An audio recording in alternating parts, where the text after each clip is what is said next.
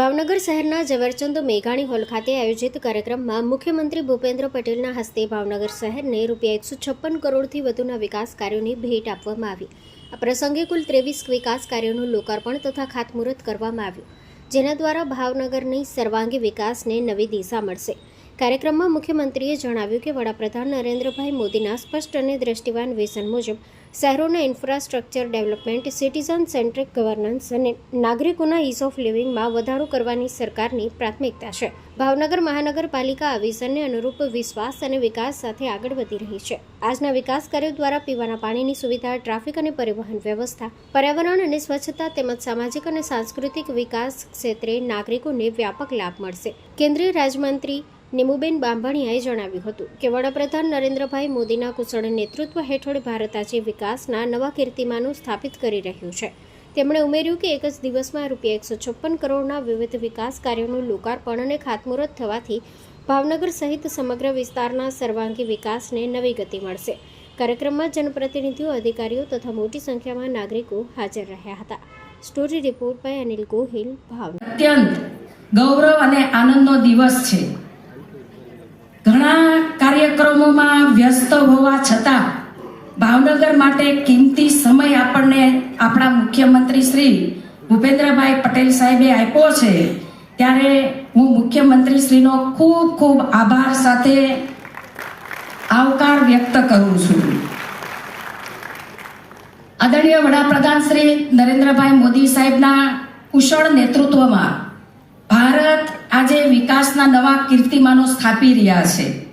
ભારતની વિકાસ યાત્રા સમગ્ર વિશ્વમાં નોંધપાત્ર બની છે।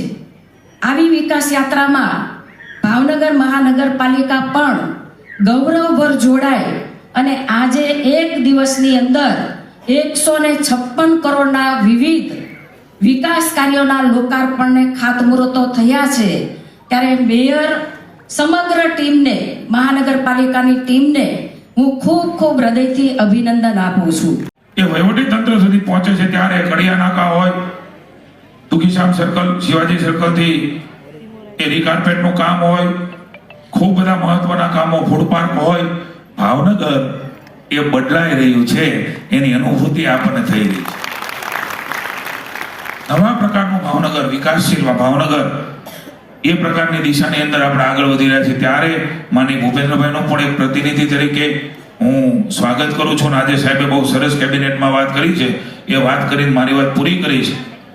અહીંયા વહીવટી તંત્રને આપણને લાગુ પડે છે, રાજ્યના પ્રભારી સચિવો, સૌ ડિપાર્ટમેન્ટના સચિવો, મંત્રીશ્રીઓને પણ એમણે કહ્યું છે, ખૂબ બધા પૈસાઓ એ રાજ્યની જનતા માટે આપી રહ્યા છે, એ કરી રહ્યા છે, ક્યાંક ક્યાંક નાનું તૂટક રહી જાય અને એના કારણે કોઈના મગજમાં નથી થતું, એને પણ પૂરું કરવાનું કહ્યું છે।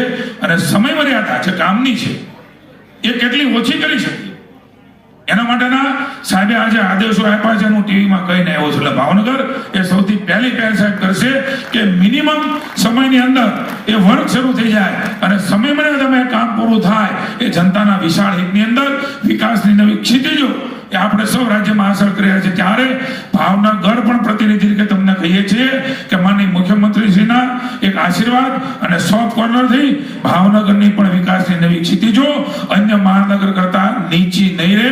આપ સૌને પુનઃ એકવાર શુભકામનાઓ, સાહેબનો આભાર। ભારત માતા કી જય। ભાવનગર સંસ્કારી નગરીની સાથે ઇતિહાસ, ઉદ્યોગ અને શિક્ષણનું વાઇબ્રન્ટ શહેર છે। આવી સમૃદ્ધ વિરાસત આપનાર રાજવી કૃષ્ણકુમારસિંહજીની દિગ્દ્રષ્ટિએ પણ આજે યાદ કરવી પડે।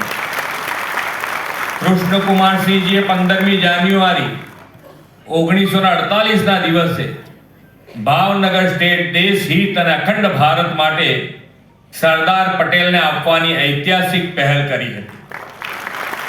યશસ્વી વડાપ્રધાન શ્રી નરેન્દ્રભાઈ મોદીએ ભાવનગરમાં ship breaking, ship recycling yard અને દેશના પ્રથમ CNG ટર્મિનલથી ગુજરાતની વાઇબ્રન્ટ વિકાસ ગાથાને નવી ગતિ આપી છે।